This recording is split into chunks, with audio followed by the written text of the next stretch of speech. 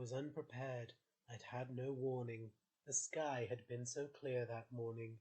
A nicer day there'd never been, and for it to happen during quarantine. But a stroll a day is still allowed, as long as one avoids the madding crowd. And so to the river bed I nimbly trod, to wander lonely as a clod. I hadn't made it half a mile, before the heavens unleashed their bile. Rain and rain and rain again, raining cats and dogs, raining mice and men, and even worse, still more frightening, a not too distant flash of lightning. Running madcap, rain helter-skelter, I finally made it to a bridge's shelter. Another flash, brighter, clearer, and unmistakably getting nearer.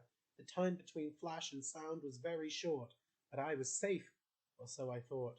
I stopped and smiled and caught my breath. But then I was scared half to death, for there stood a terror perhaps more insistent, another human less than 6 feet distant. The bridge was small, there wasn't room, in or out both spelled doom. It would take an act of amazing quickness to avoid both incineration and sickness.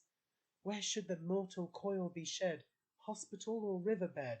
Which one held more horror stories, lightning or the NHS under Tories? I looked at her, she looked at me. She couldn't be more than 23.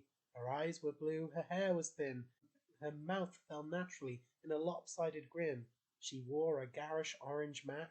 She nodded once, I nodded back, and then she turned and made a dash, and she was gone in a flash.